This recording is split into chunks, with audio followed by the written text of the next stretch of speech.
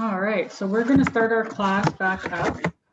We have Amy Shawanda here. She is from the Odawa Nation, born in Manitoulin Island, raised in Wiikwemkoong Unceded Territory. She's the co-instructor for the Indigenous Required Credit course in the Indigenous Environmental Studies and Science Department at Trent University. She's also a sessional instructor at the University of Sudbury for the Indigenous Health and Wellness course. Amy obtained her BA degree with a double major in Law and Justice and Indigenous Studies and her Master of Indigenous Relations degree at Laurentian University. Her master's research focused on the smudging ceremony policies, as well as the layout and configuration of patient rooms in the healthcare facilities that would allow patients to take part in smudging or other ceremonies as needed. Currently, Amy is a PhD candidate in Indigenous Studies at Trent University. Her PhD research is on Anishinaabe Motherhood, the Act of Resistance by Resurging Traditional Teachings and Pedagogies. Her research interests primarily lie within the Anishinaabe thinking, being, doing, and connecting with the land.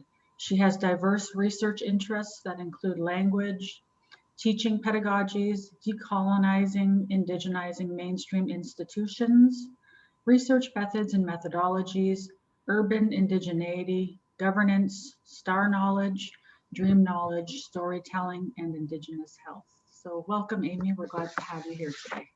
Thank you for having me, Wedge. So Ani Kenawea, Bidaske Kwe Dishtakaz, Nimki Beneshi Dodem, Wiikwemkoong Donjaba, Minwa Nogo Joaning Doda. So as Joey-Lynn had just mentioned, I am from Wiki, but I'm currently residing in Peterborough, doing my PhD here at Trent. So I will jump right into this. So this is a kind of a brief overview of what we will be covering today. I'm just going to minimize my screen here. There you go. So before we begin, I kind of want to talk about my early influences, how I came to dream knowledge, and I want to talk about my positionality a little bit deeper, because in the article, I was only given so many words to discuss, and when I was at the conference presentation, I had a lot more time to talk there. And I think it's also important for you to understand my positionality, as I want to share that when I write or engage in research or within my own work, I am trying to resist colonial models.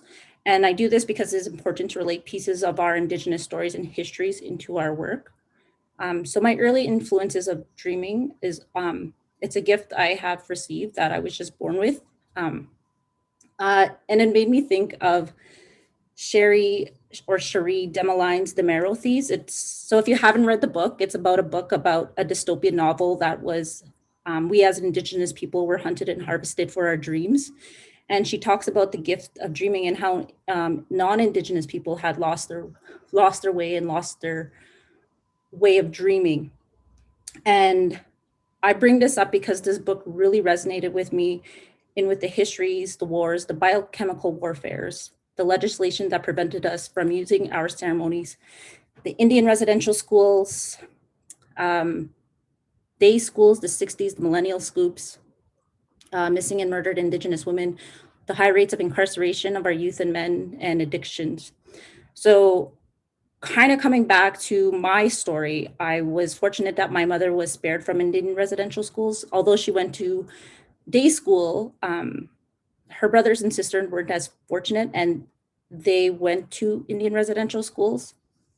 And my mother is an ECE, or early childhood educator, and she introduced me to Mountains, Meadows, and Moonbeams, the Mishomis book, and Ojibwe Heritage by Basil Johnson. And so we kind of read these stories together, and the Mountains, Meadows, and Moonbeams was very like a childhood spirituality book, which I really, really like because it gives me my foundational understanding where I was able to apply to the Mishomis book and to Ojibwe Heritage. And when I was younger, I was very fortunate to go on the powwow trail across the States and Canada, just dancing in my jingle dress. I was able to listen to the dreams of dancers, drummers, and healers. And my earliest dream memories go back as to when I was young, as 4 years old, when I had prophecies or visions of my own life, my future, my children, and my current partner. So I began to experiment journeying with my friends at an early age when I was a teenager and early into my early 20s. So one specific example I want to talk about, or two specific example, is I had approached a jingle dress maker and I had told her I wanted this dress. And then she's like, okay, so over the years, we kept touching base. And then I finally ran into her at the Rama powwow. And so we were talking about a dress I wanted. And I just said, I don't know, I kind of just want it to be purple. And I definitely want the Cookham scarf incorporated into it. And she said, okay. So she sent me this picture and I literally cried because I told her that's almost an exact replica of my dress when I was younger. And she's like, yeah, I had this dream of it. And then this is what I made. And so for me, that was very, very a special moment for me. And so that's where one of my examples come from. And the second one is I had a few experiments where I did this. One evening I was talking about dreams to my coworkers. And one of my coworkers said, hey, how about I meet you in my dream? And I said, okay. I'm like, well, where do you want to meet? She's like, I don't know. Just think of me when you go to bed. I know it sounds weird, but she's like, just think of me when you go to bed and I'll think of you and we'll see if we can run into each other. So this memory is still so vivid in my mind that I just thought of her and I kept saying her name before I went to bed. And then in both our dreams, we did kind of see each other, but we didn't really meet.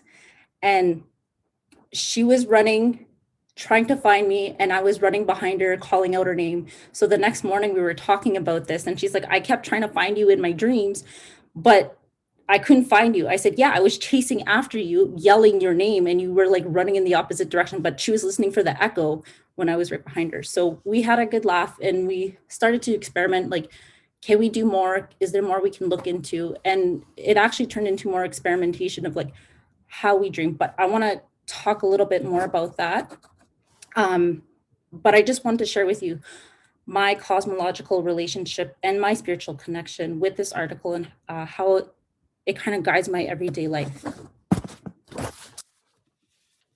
So So there's kind of, depending on your nation, because I'm in Odawa within the Anishinaabe, there were a couple interpretations of how Boajige could have been to dream, or he or she is dreaming.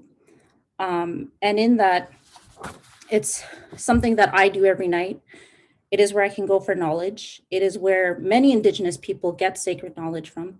And it is our understanding where our beginning came from. And it is told by other Anishinaabe authors such as Leanne Simpson, Doug Williams, Basil Johnson, Edward Benton Benet, and many others. So in my article, I did start talking about the creation story, and because it is part of my positionality and I wanted to demonstrate it to the broader audience that don't know that our understanding of our culture began with the Great Mystery. Although Absalon shares that the creation stories are often dismissed as some sort of superstitious myth, both the research and researcher lose respect and validity.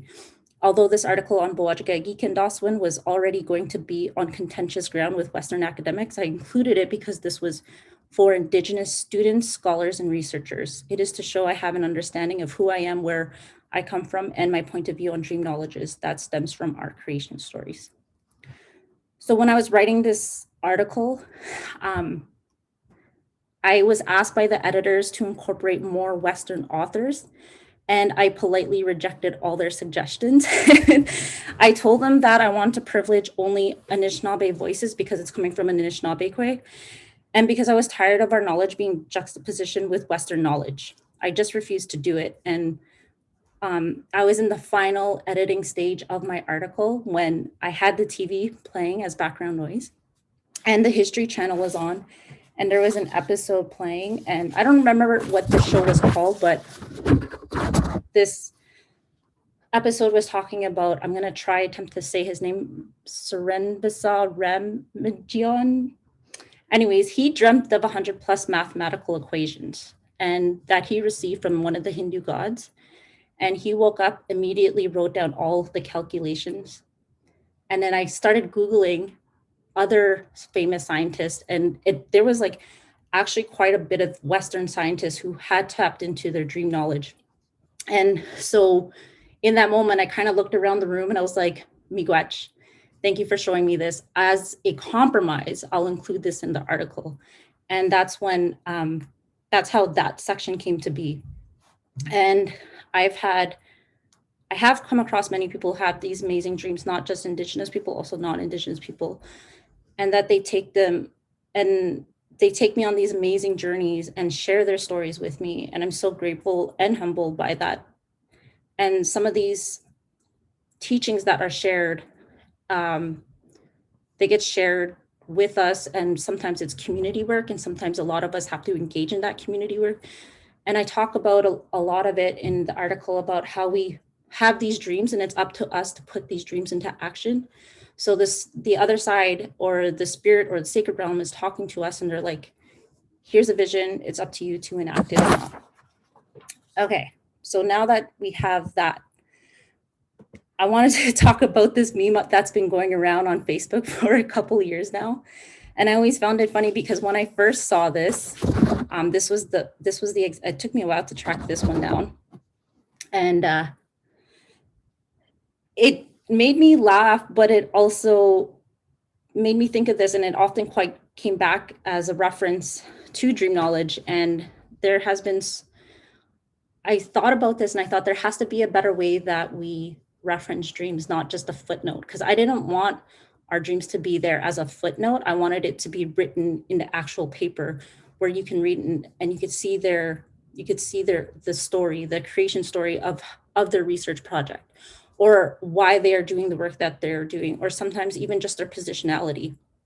So there had to be another option on how to write your dreams as a valid source of knowledge. And I did not, and I refused to have it as a footnote.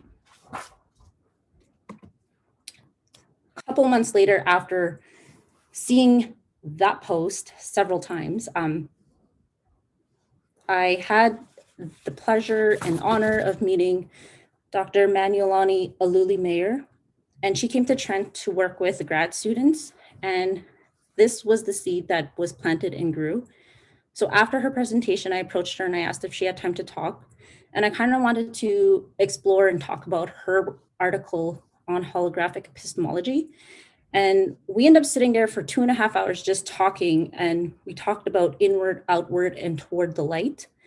And in her article, she does talk about this. In ancient systems around the world, there are inevitably 3 main ways in which to view and experience knowledge: via the objective physical outside world, the world of science and measurement, density and force. 2, via the inside subjective world, the space of thought, mind, idea, interiority that helps us understand meaning and our linkages with phenomenon. And finally, 3, via the quantum world, shaped by transspatial descriptors and intersections, a spiritual dimension unlinked to religious dogma described in ethereal, mystic, and yet experiential terms. For example, like all my relations.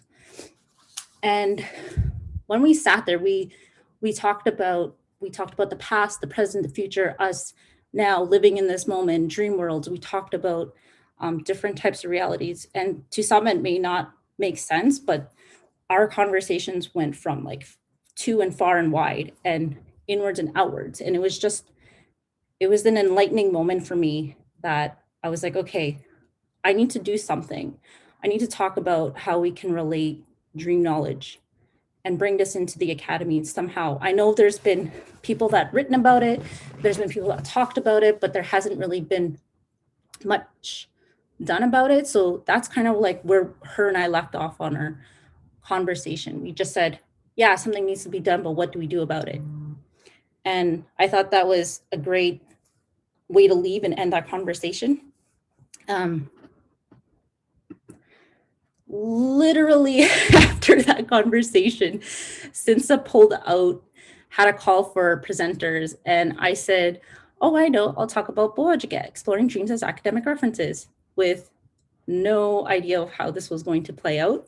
I said, they probably won't accept me anyway, so no problem. I'm just gonna, whatever, I'll do it if they do it, if they accept me, and if they don't, I'm fine with that. So I ended up getting slotted in. I got accepted and I got slotted in with some very strong Anishinaabe Kwayuk. And I was like, oh, geez, now I have to deliver.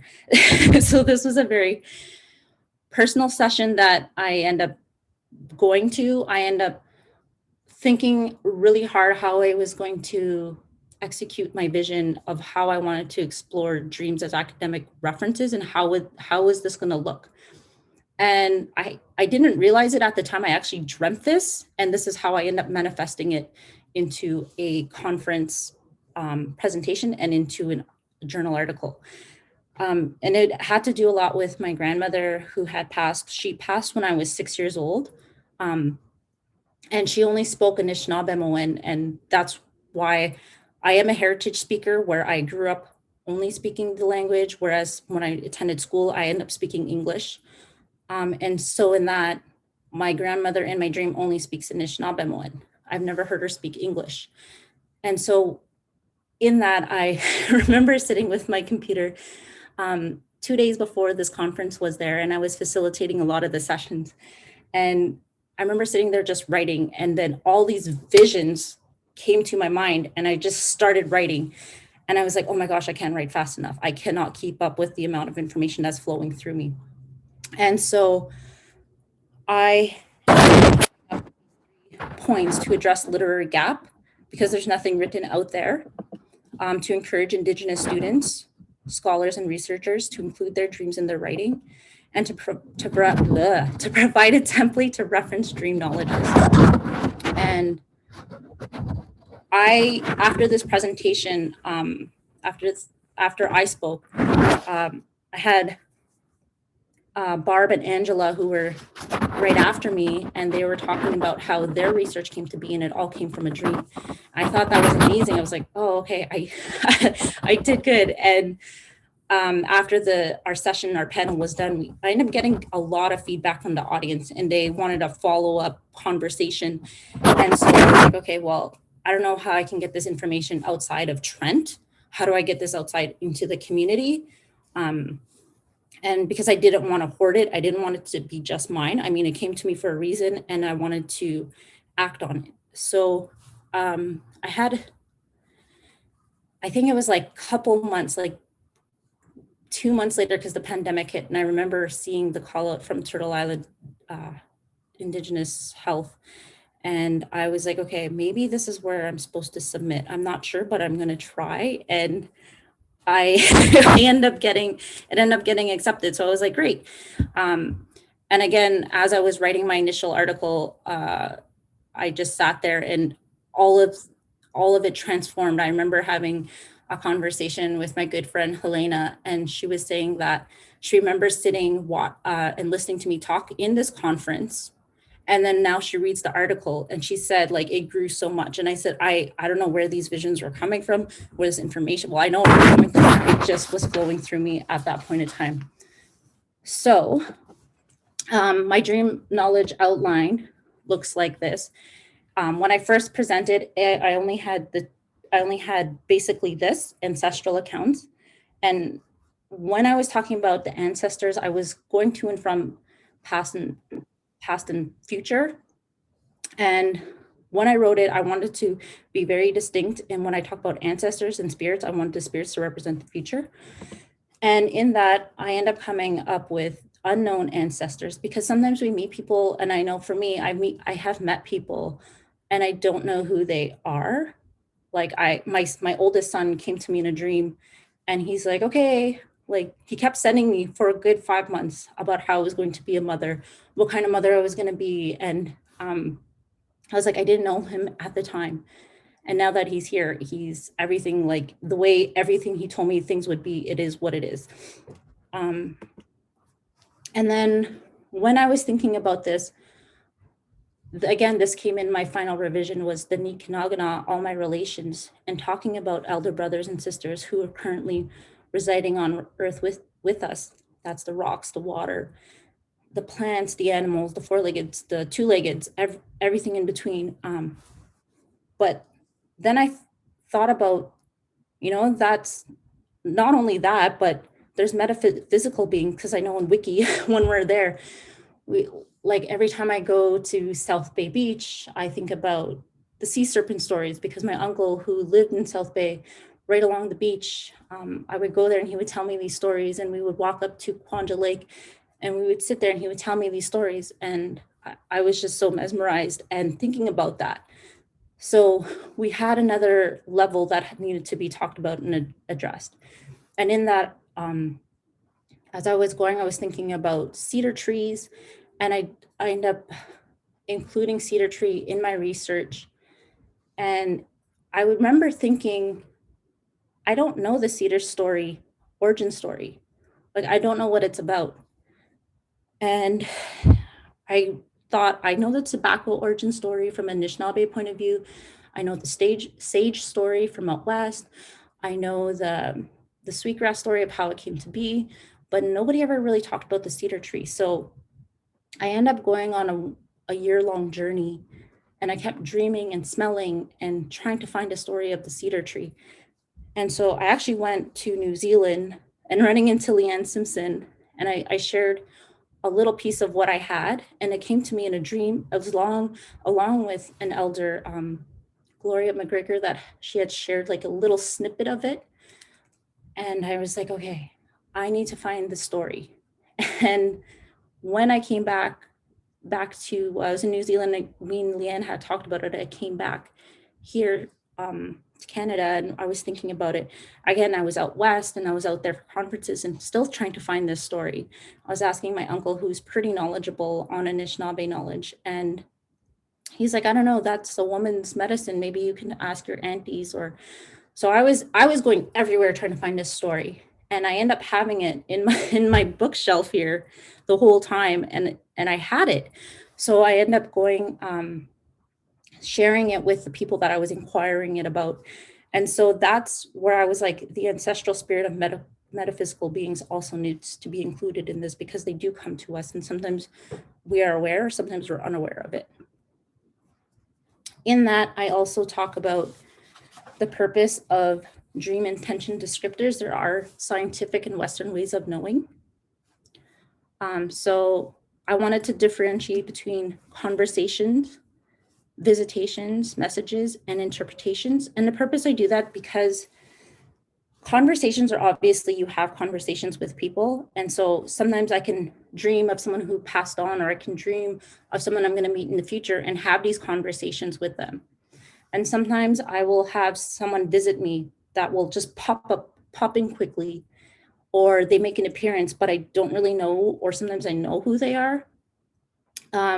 Sometimes you get explicit messages in your dream, like this is what you need to do.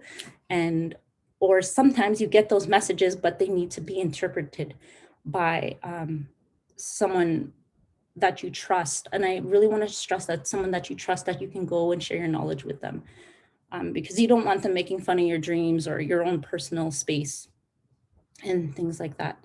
And then daydream and prophecy. I had a really good conversation with, again, Helena, because we were talking about how daydreaming isn't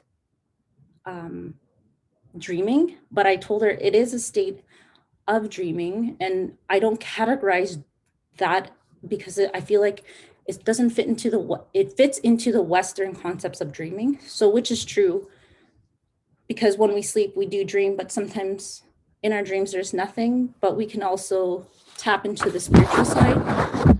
And the way I approach dreams in my article is that dreaming can occur when we turn off our consciousness. Like, for instance, when in ceremony, you could go into a trance-like state, even the meditative states where one would stop thinking and your spirit is open, or rather has the ability to move through silence, like quieting the mind. So you're open to receive messages and or have conversations with the other side. So in this research, I was doing it was in visions where they could have been considered like conversations or messages. And I think we receive messages awake or asleep when we slow the mind, and the Manitoulin are able to communicate with us. And that is why I included daydreaming. And also it could fall, prophecies and visions can fall into a daydream because that happens to me many, many times. Or you can have a dream or a prophecy and vision. So I'm going to stop right here to see if anybody has any questions or comments.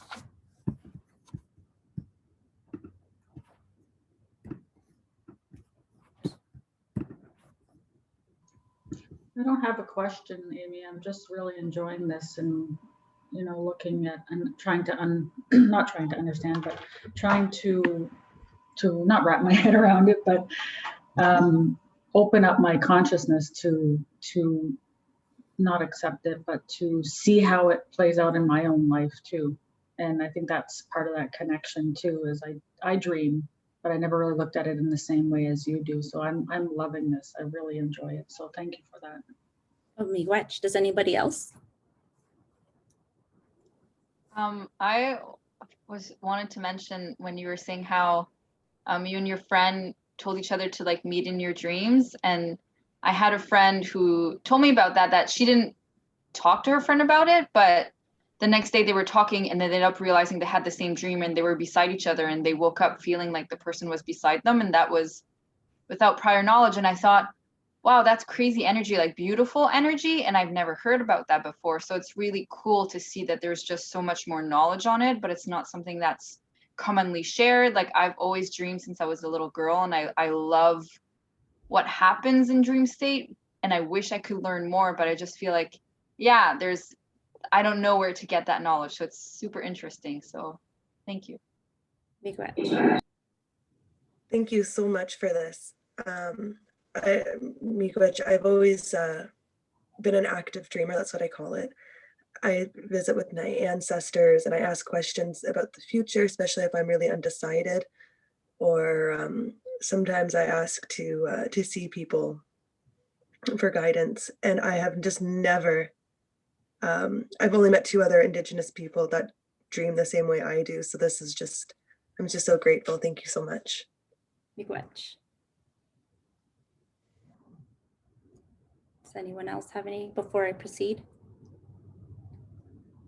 So one of the things too is that I'm going to discuss it further is people that have troubles dreaming, because I had such a great conversation with one of my cohorts, and because he was helping, he was going through some of the edits in this article, and he's like, oh, this is really great, but I don't dream. I'm like, everybody dreams, they just don't remember, or sometimes they block off their consciousness to it, which is fine. I'm like, that's okay too. I have to share a funny story. I was at a massage therapist on Monday, and I don't even know how we got on the topic of dreaming, but it was literally 2 minutes into my massage, and she starts talking about how she's chronically having nightmares. And I'm like, oh, childhood trauma. and she was going on, and she thought she was offending me by talking about this, and she was going on, and she's like, did I offend you? And I said, no, I'm just listening to it. It just, I can't help but say this, but it sounds like you have a lot of childhood trauma or something that went on in your childhood, and now you're chronically having nightmares. And I strongly suggest maybe getting some therapy. And I'm like, I wasn't trying to offend her either, but I'm here for a massage and I'm here to relax. And she was going on and on about it. And so I was like, yeah, I'm not here to counsel anybody. I don't have a counseling background, but maybe you need to look into that a little bit more. And she had a good laugh. She's like, yeah, you're right. I'm here to massage you. And she was going on, and we had a good laugh. But there's also that aspect of it as well.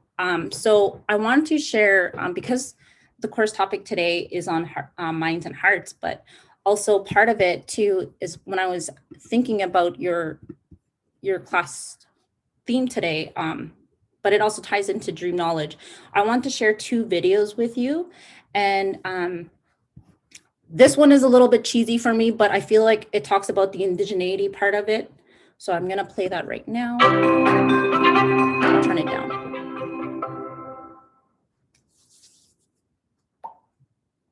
There's a story, usually attributed to the Native American tradition, which illuminates different ways of paying attention. An elder, talking to a child, says, I have 2 wolves fighting in my heart. One wolf is fearful, vengeful, envious, resentful, and deceitful. The other wolf is compassionate, loving, generous, truthful, and peaceful. The child asks, which wolf will win the fight? The elder responds, the one I feed. That doesn't mean we try to deny or hurt or kill the angry wolf. If we did that, we'd end up in a long battle, all the while somehow making that wolf more powerful through our hostility and fear. Hating that wolf sucks the strength right out of us. Instead, we calmly pay attention to the angry wolf and let go of believing they have the answers.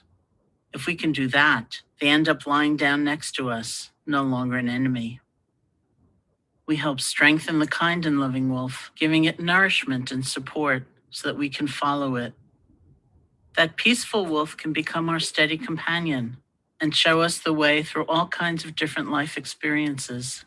Restful or chaotic, enjoyable or disappointing experiences may come and go, but we can have a guide with us through it all. This is what mindfulness can help you do.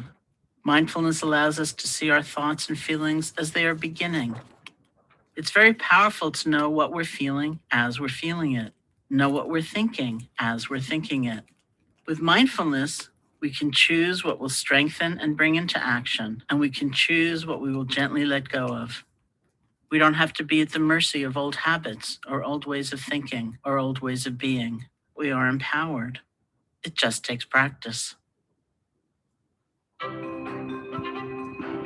So I bring in mindfulness too into not only into my own life, but also into the dreaming aspect of this, because I feel like you need to be consciously and unconsciously aware of the things going on around you. Like, you know, I don't know if people have that everybody should have that intuitive feeling when something's not like something's off. And a lot of that too is like, even in my article, I talk about how these 3 deers, I had this like vision come like popping into my mind where 3 deers quickly cross the road, and they're about like, we could get into an accident if we don't act quickly. And there's an oncoming car coming. And so like, we are getting this close and where the deer is about to hit us. I remember that so distinctively. And I was driving that night and I remember like, whoa, what was that?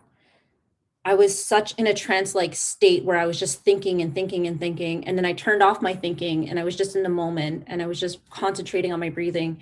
And in that, I was like, wow, what was that? I was like, oh, it must be just because it's dark out and this area is so full of deers that I'm just maybe being paranoid about it. And so I didn't think too much of it. I was just really taken aback on how clear that vision was. And on our way back to Wiki that night, I remember coming so close to hitting it. And in that exact spot where I had that vision, that quick thinking where I was like, holy, this is actually happening.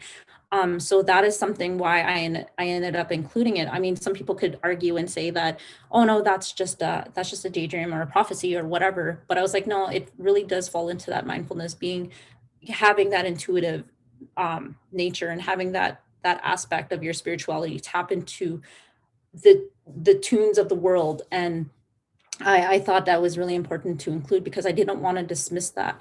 I had a really interesting conversation with my father-in-law, and he's from Kitigan ZB. And so we were talking about dream knowledge, and he's like, I would never have thought to classify daydreaming as part of dreams. I'm like, but why wouldn't it be a daydream? Because you're consciously not here in the present, in the moment. You're off floating around wherever it is that you may be.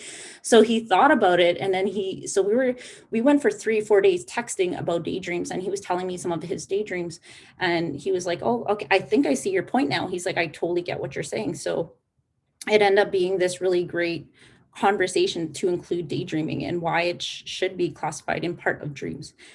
So this next video, I absolutely hate this picture, but there was, I want you to practice this mindfulness. So I want everyone to close their eyes and listen, or if you don't feel comfortable closing your eyes, you can watch the video. Try to listen to the sounds, to what the person is saying. And if you find yourself thinking and you're floating off, try to focus on your breathing. You could do that closing your eyes and breathing, focusing on that. So I just want to do this little exercise.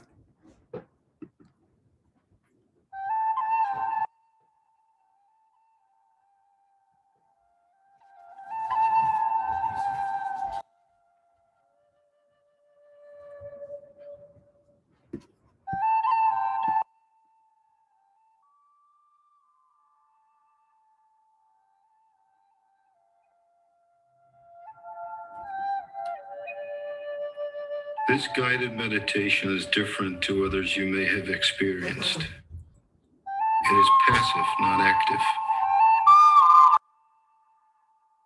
You will not be asked to go on a journey to a different place.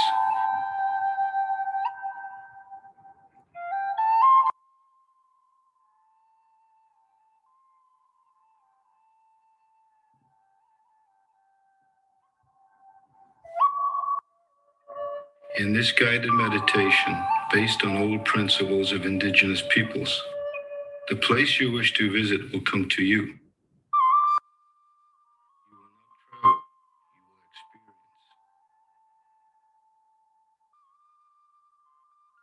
You will not imagine, you will know.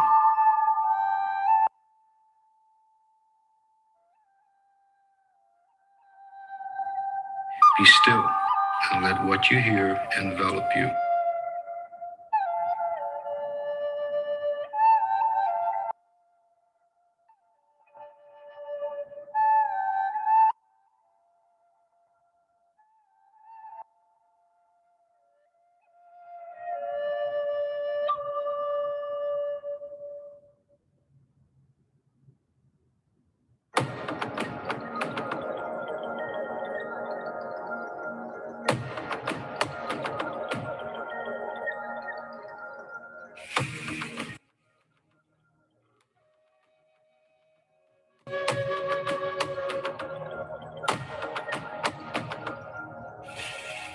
Everything journeys in circles. Nothing truly has a beginning, and nothing truly has an end.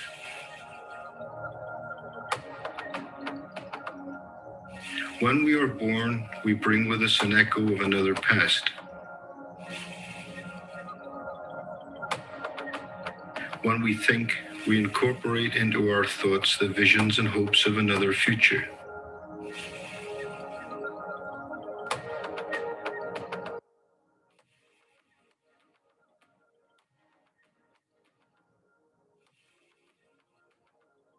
Great mystery is eternal, and we too have a never-ending existence.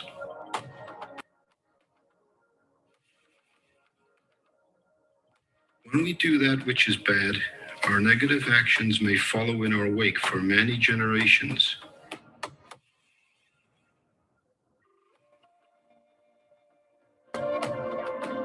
When we do good, we may make the lives of future generations blessed.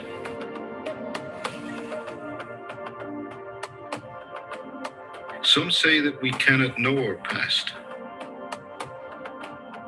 Some say that we cannot perceive our future. It is true that we are not allowed to know everything that we have done and everything we will do. Only great mystery knows all.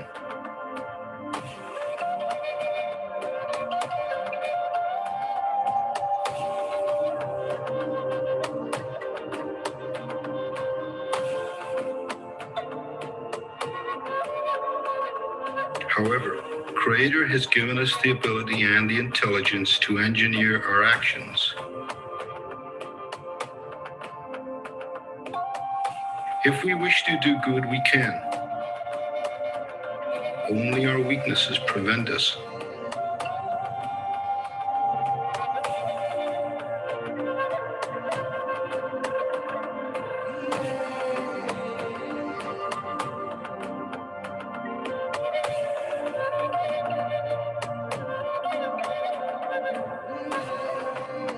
To lead a life that is truly noble and truly good, we need to get connected.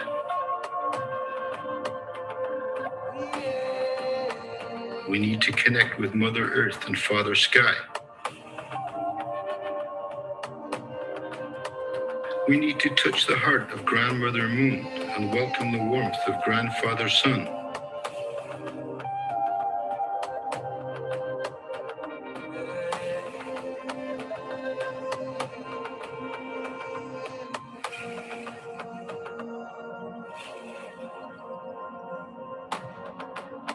By getting connected, we receive wisdom. And wisdom allows us to lead lives that will bring real blessings to others. It also allows us to bring peace into our own heart and experience a joyous and spirit-filled existence. The music and words on this CD are designed to help you get connected.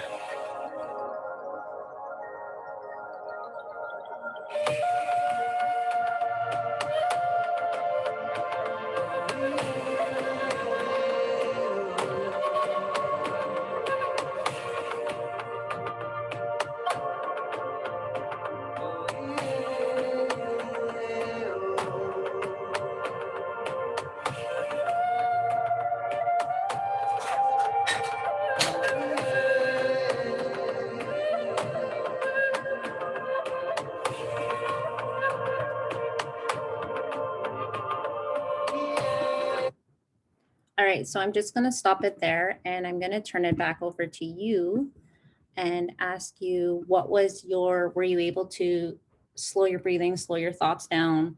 Were you able to connect? Were you able to feel anything while you were watching that? So whoever wants to share.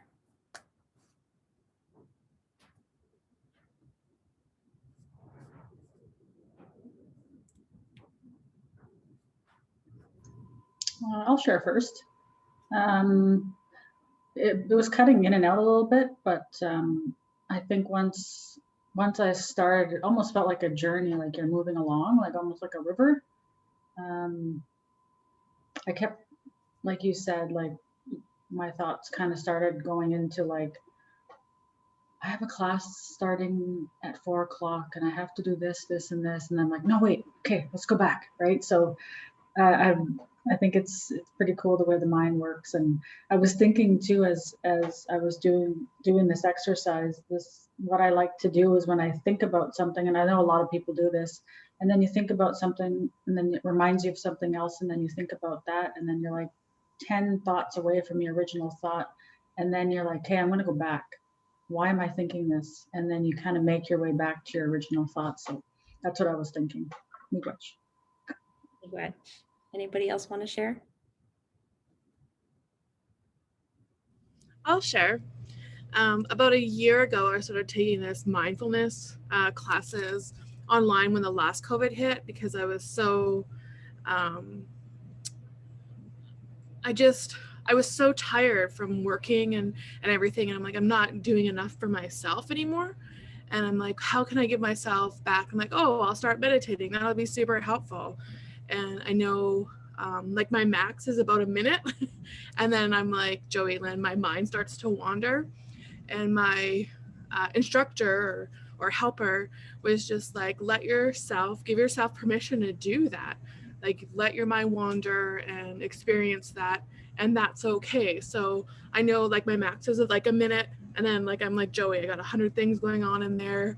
And then I just kind of like, okay, that was good. Moving on to the next thought. Like I'm like that too, but I've just learned to give myself that permission to keep going through what I need to go through in that mindfulness experience. Thank you for sharing with us. It's awesome. Miigwech. Does anyone else want to share their experience?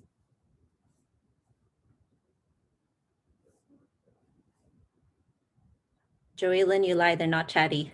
You know what I was thinking too is about 10 years ago, I was having some struggles with my mental health, and I went to see a psychologist, and I was talking to her about how I think. And I talked to her about how sometimes I'm sitting somewhere and I'm thinking about something, and I'm almost in that spot where I'm thinking and I'm going through the actions of things. And she said to me, she's like, that's disassociation. That's not healthy. And I'm like, what? That's disassociation? I'm like, how is that possible? I thought. And so I tried to stop doing it. But now I know, like, and I've known over the years now that it helps me process things, right? It helps me feel things without having to actually go anywhere or do anything. So one of my favorite places is to lay in bed and watch the trees out of my window, and then I do that, and it feels, I love doing it. So yeah, anyway, I just wanted to share that. So how sometimes well-meaning mental health professionals that don't understand dreams and daydreaming, that it can be misconstrued as something called disassociation. Mm-hmm. Well, I was talking to Helena about it. We had this conversation about mindfulness and how not just like Indigenous nations in North America were like knew about mindfulness, but also like reconnecting and realigning, right? And sometimes like we're human, we're not always supposed to be fully aligned, right? Because we're having the human experience. We came earthside to have different experiences and experience these different things that are going on, which I thought that was really interesting, because she was like, it's funny that, or interesting rather, that Western or I guess New Age, I don't really want to say that, but they're just starting to catch up to our ways of thinking. We're seeing it now more and more, that our cultural ways of being, practicing, and doing that have existed since like forever, and they are just starting to catch up to the way, I mean, that is how we sustained ourselves for thousands and thousands of years.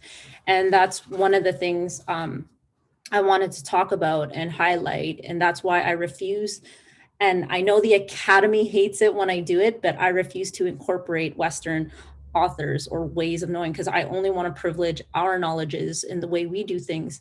Mind you, it's they don't like that in the Academy, because I went up against my committee and talking about, I'm only going to reference Anishinaabe authors. And they were like, well, Western says this. And I'm like, yeah, I'm sure that they do. And I'm sure there's lots of literature out there, but I'm only privileging our ways of knowing. And I do talk about that in the article, how I have an Anishinaabe research methodology. And I focus on that. I'm like, we've been doing things like Nana Bojo has been one of our first researchers. And when we talk and think about that, like he was doing these things and creating and doing and implementing. So why can't we do that now? So I'm like, why do I always, mind you, it's challenging for me, yes, and there is a lot of self-care going on, but at the same time, I'm challenging it there. And so I was able to successfully defend my proposal in that sense, because I was like, I need to have only our voices heard this time around. And mind you, I didn't do that in my master's, because I've grown and I've know a lot now, where I compared to where I was 4 years ago. And doing this now, I'm like, I'm happy, I'm standing my ground, and they could take it or leave it. And maybe I won't get my degree, but we'll see. So the next part I do want to discuss is so moving forward in this area, like how I'm talking about challenging the Academy right now. Mind you, a lot of people have paved the way for me to be where I am and able to access this information, all the books that are written and the literature that's out there. I was able and fortunate enough that when I got here, I was able to cite someone, like learning, having this conversation with research that you can use personal communication. Like, oh, I talked to my grandma talked to me, but mind you, I'm talking to her in a dream. They don't know that. And if I'm hyphenating ba, and if you're Anishinaabe, you'll know that they passed on. And most Anishinaabe people probably wouldn't question it. And they'd be like, oh yeah, well, that's her sacred space. That's her sacred knowledge. And so we're able to have and incorporate this personal communication into our writings now. But when I wrote this article, I was like, here is a template. And if someone out there wants to write it better, I'm all for that, because now there's something that you can base it off of.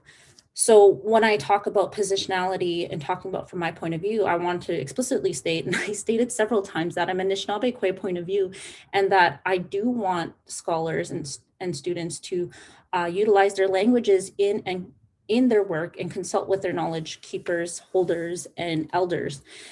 And so I provided this template for them, like Owl Purdue does. I was like, I want to do that too and incorporate that so that it's easier for students such as yourselves or scholars or researchers, that you're able to have this template accessible to you.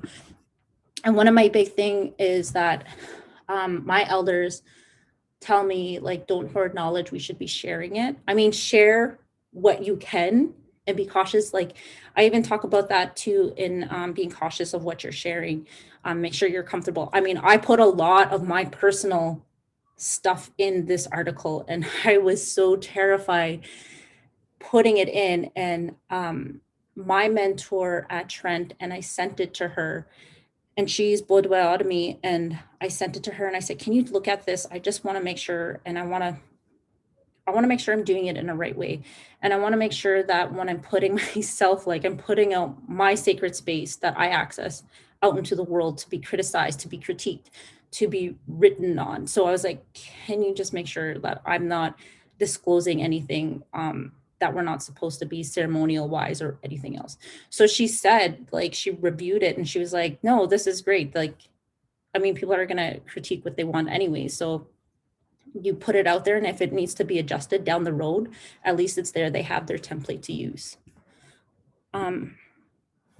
So I do want to have a discussion around these 4 themes that there were limitations and discussions in my article, but part of it is like, how do I access knowledge holders, keepers in my community if I don't have one, or how do I do that? And that's something I tackle in my current research.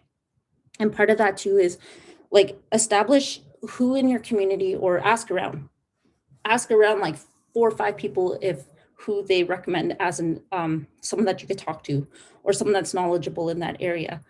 So for me, I don't necessarily go to my mom. I go to my aunts and my uncles when I want my dreams interpreted, or sometimes I will go to my mom if I want to share like family history or blood memories that pop up, and that only something she would know that's in our family.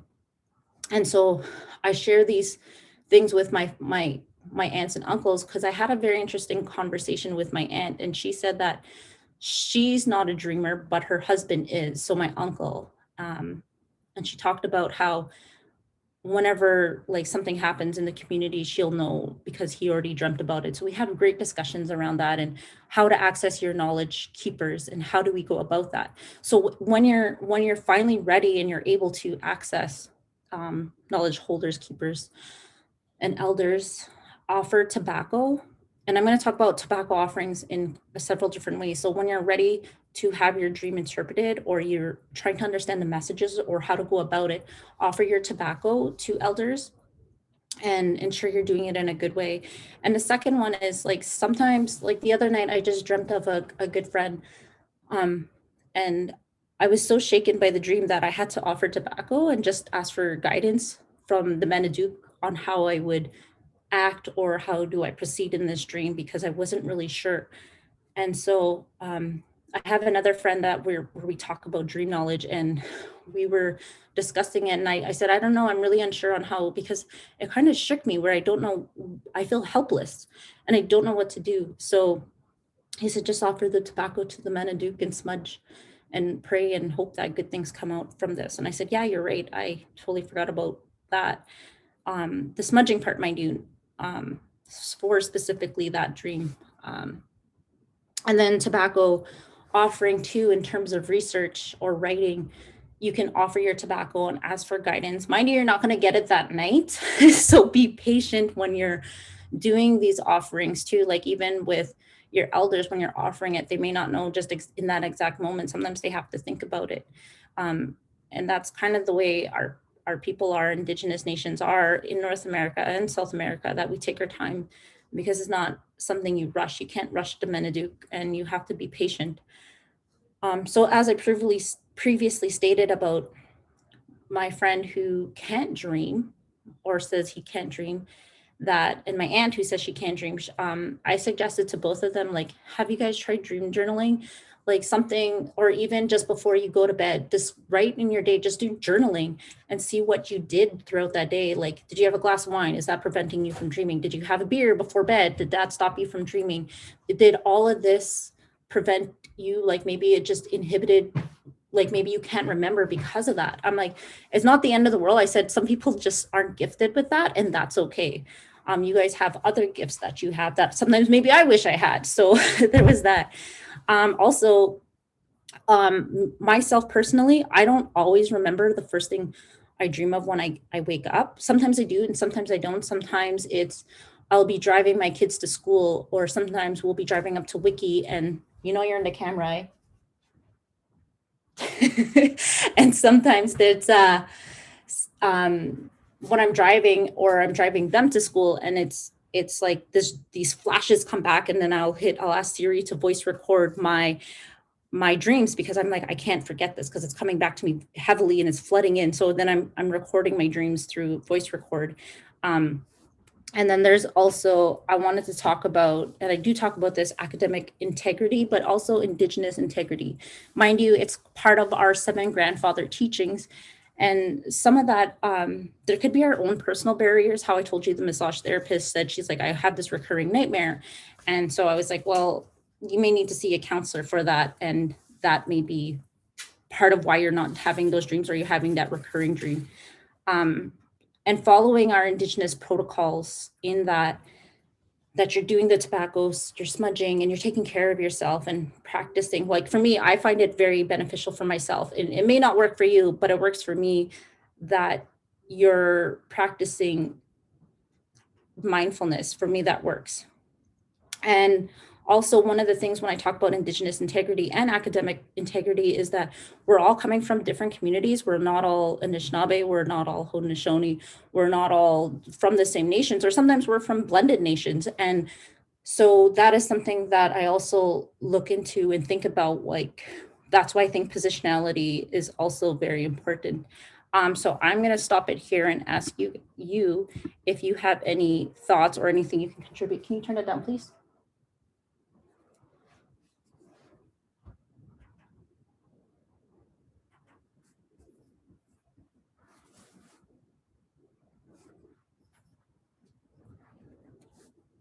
Joey-Lynn? I really like this, this idea, and, just bring it back to the class, and, they're probably thinking about their own dreams and all those, how it's connected to them. And, and I would ask them also to think about the people that they are going to work with, or that they are working with. And if they come to them, if an Indigenous person is working with them and they talk about their dreams, that it is a reality for them. It's a different stage, or a different level in our consciousness that is active. Just because we close our eyes doesn't mean that we aren't there anymore, right? So I think that that's important to also acknowledge. And I really like the way that you explained how to access elders and knowledge holders, and the importance of SEMA, and the 7 grandfather teachings, because within our school, the 7 grandfather teachings are our code of ethics in the Indigenous social work program. And I think the dream journaling is probably a really good idea, because I know sometimes I have really wicked, awesome dreams, and I wake up feeling wonderful, and I think about them, and then my day gets busy, and then I want to go back to that awesome feeling when I have a little bit of time, and I can't remember, so I think that journaling is really important. So yeah, miigwech. Does anyone else have anything they'd like to share? Yeah, I was just thinking how, and I don't know exactly who the author was, but back when I was living in New Zealand, I was living in a yoga ashram for a while, and for some reason I got a book, and it was like dream yoga in a way, and they were explaining how like buying one of those like dream dictionaries isn't really useful, because everyone has a different level of like symbolism and things that are meaningful to them. So if you see a bird in your dream, it might not be the same thing for someone else. And they were saying how the dream journaling was really useful, and that over time you can build your own dream dictionary. And what I found so interesting is that the energy there was so nice, and I already dreamed, but they were even more vivid. And working with the dream journaling and all these things, I could actually like see a shift in my dreaming as I came to understand them more, and like there was more, like what they were trying to show me and teach me, I was actually seeing it and acknowledging it, and then the shift was happening. And another trick that I found that I've been doing like since my whole life almost is like when you have a friend, like a really good friend that you can talk to about your dreams, it's kind of nice because it motivates your brain to be like, I'll tell them in the morning how my dream was, or else I feel like it's so easy to forget. So I had a friend who never thought about her dreams, and I was always telling her mine in the bus in the morning when I was a kid. And so she started bringing her dreams as well, and really focusing on them more. So even today, now I have a new friend that we share our dreams and we ask her questions like, what do you think that means? And really trying to get as much knowledge out of it as it is, because it is, yeah, I guess I never thought about it that way, but it's just such a source of knowledge that isn't maybe widely recognized. But yeah, it's pretty awesome. Thank you. Anybody else?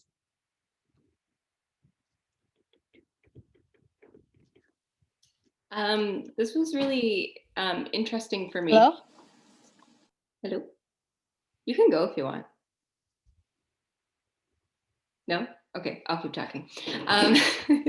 It was really interesting for me. And I think for some reason, what I keep going back to is, I keep going like, wait, what? Some people say they don't dream. Like, to me, that's just so mind boggling, because at the times when I'm not too exhausted to not dream, my dreams have always been very vivid. And so I don't know, for me, that was just like, mind blowing when people say that, what are you talking about? I don't dream.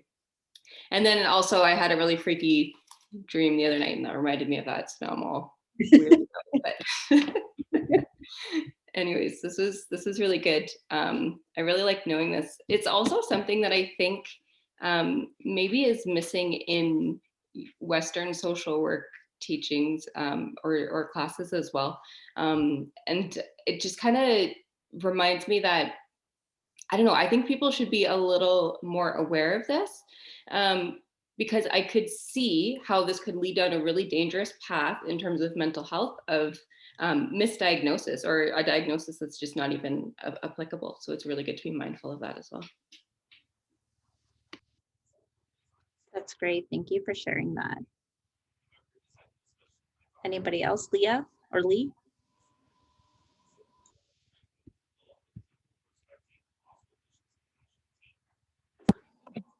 Hello? Can you hear me? Yeah. Yay. Can you see me? Yep. Yay. Okay. So I would like to thank you so much. Like, I read your article, and Mike, I think I couldn't put it down, because every piece of me was so enveloped in the fact that this was actually being spoken to. Makes me feel like, okay, I'm supposed to be alive right now in this time and day. This is a reality. This is happening finally. Like, it almost feels like, and I know you quoted Vine Deloria a few times, and I just read that book too. And and it was interesting, because as I began to read that book, I felt this affirmation coming through. I'm like, oh my goodness, this is a real thing. Like, finally, like I'm reading literature that can speak to something that I can really relate to. And so the fact that you're writing this really moves me and really inspires me to really dig into my roots. But there are a few things that I did want to talk about, but I just wanted to watch you present, and I didn't really want to, because I know how I can be. I can be a little monopolizing, and I try really hard to like be very humble and not take up too much time. But there's so many things that I would love to converse with you about this specific topic, and I don't know if we'll have time, but I want to acknowledge and honor you so much for the work that you're doing. And I really hope and believe that great things are going to come from this. And I had actually a conversation with one of the classmates in this class about dreams in the beginning of the course. So this is just so interesting that we're coming back into the second semester talking about dreams again. So to me, it's something that is definitely important to be speaking towards. If you don't have elders to go to, I hear like you're talking about putting down that tobacco and asking for that guidance, basically from like our spiritual ancestors who are the ones guiding us. Because I have had so many like in-depth dreams, and even something that came up earlier. I was in a workshop earlier today. They talked about this thing that happened to me when I might have shared it with the class before, but it was talking about how like these messages will come, like what you're talking about, like this daydreaming or the visioning or prophecy, that it comes to me like. And I was sweeping. So this one girl said, Leo, this thing just came to me. Like, she had a vision while I was sharing a story. She's like, I see like this book cover and you on the front, and it's called Conversations with Brooms. Because like it'll come at the most interesting times, like when your mind is kind of just like in a I don't know, it can be like, it can be doing the dishes, it can be driving down the road, it can be, you know, and sometimes I'm like, oh my God, I got here. How did I get here? I don't remember like turning the last turn. Like, where was I? And like Joey-Lynn, I get nervous about talking about these things because people will call it like disassociation and or will call you crazy. But I had a friend of mine who's in the medical field. He's a physician. He told me that because I was sharing with him some of the dreams that I've had. And he knows like I'm a deep dreamer. And he said that is the way that they classify it is if you become like if you become harmful to yourself or to society, that's when they starts to really become an issue for like mental health. He said that's how they, his physicians, that's how they assess whether or not somebody's experiencing something that could be harmful to themselves or harmful to others, and it becomes an issue. But until then, he's like, I'm pretty sure you're just fine. I'm like, well, that actually makes me feel a whole lot better, because for a very long time I wouldn't share anything about anything because I'd be so scared that people were going to call me crazy. So it just feels like this is so important and such important work to me personally. Like, I really resonate strongly with this, and I'm so excited. And as you were talking and presenting, I'm thinking, oh my goodness, I need to put down my tip. I never thought like you always know it's there. Well, for me personally, that communication with our tobacco and our sacredness of that talking. But for some reason, I always neglect to do that. Like, it's something so simple to me. It seems so simple, but for some reason, because of maybe the way that I'm living in this duality of life, because like that's what it feels like sometimes, you know, like I'm living in this, like it's almost like two realms. Because I like to dream, I like to sleep because I get to stay in that realm for extended periods of time. I will go back to sleep to like continue on whatever it is that they're showing me, or whatever the story is or the message is. And I would sleep all day. If I could sleep all day, I would sleep all day. I guess that's just a very unhealthy disassociation that could be harmful to myself, right? So maybe I should really be careful how much I say that. But I appreciate that realm so much. And I get to visit, like you do get to visit with people who have passed. And it can be so nice to see them happy. And I just, I can't thank you enough. And I'm looking so forward to whatever else comes from this. And I just appreciate it a lot. Thank you. Yeah, well, miigwech. Miigwech for that. Also, very quickly, if anybody else wants to add, but also talking to the previous speaker, sorry, I don't know your names, how you talked about New Zealand. For the past 4 nights, literally this past week, I keep dreaming of New Zealand. I've been there twice and I keep dreaming of New Zealand. And I'm like, is it this lockdown? Like, this lockdown is making me feel so like restricted, and now I want to go to the furthest place I can go, and I want to go to New Zealand where like life was awesome, and I was engaging in with Maori culture, and I was like, I love it. And so I'm like, is that where my spirit really wants to go as soon as this lockdown is lifted? I'm like, I need to book a ticket now. I mean, well, I can't, but I feel like I need to, and so that I can go there. And but my dreams have been taking me back to certain places of New Zealand where I remember holding my tobacco and just praying with it and then offering it. Don't tell customs that. And I was like, I am going to, I'm going to come back, because I don't know what it is about New Zealand. When I first came there, I was so miserable, and I was like, I don't want to be here. I took a 20-hour flight, and then when I went back the second time, and I was just like, I absolutely love it here. I don't want to go back when my kids are back home, so I better go see them. And so it was, but my dreams have been like that. And similar to you, Lee, that I also have these dreams and where I'm like, okay, I need to go back to bed because I need to see or finish, or I want to go back to New Zealand to escape there for a little bit. And that. So does anybody else have any other discussion or questions or comments? Oh my God, take me to New Zealand with you, because I want to go too. Absolutely. Yes, I'm coming with you. If you book your plane, I will pay you. We'll go, please. Yeah. Yes. So if nobody else has anything to add. All right. So some of my, the last slide I have here for you is that I do encourage you to go out and dream and listen to other dream knowledges that are out there, because it's such a sacred space. And since this article has been published, and just like how some of you shared, that I feel very humbled and honored that people have been approaching me with their dreams and asking me to help interpret them. And I wasn't expecting that when this was published. I was publishing it as an academic, as an Indigenous academic, that I really wanted this knowledge to be written about. But having these people trust and come up to me and share their dream with me, I was like, whoa. It was a flood of messages when it first came out, and I was literally crying in tears because I was like, oh my God, this is such an honor to have these dreams come and people sharing their intimate space with you. And I felt very, very, very honored to have that and hold that space with them and have these conversations. And just like how I've had conversations with you today, and that I am doing up a follow-up to this. So there is going to be more where I'm currently working on right now in between dissertation writing and this. So it's been, like you as students, I'm a student, I'm also an instructor, that it's been fun sitting at the computer every day of the week. I work on weekends and it doesn't stop. But also I saw your comments in there about having these two worlds. I was actually doing this presentation on indigeneity. And so I was talking about this conference about how we as Anishinaabe, or we as Indigenous people, live two realities. And it was really interesting that one of the conference participants got very upset with me. And she's like, there's only one world. There's only one world. And it created this very awkwardness in the room.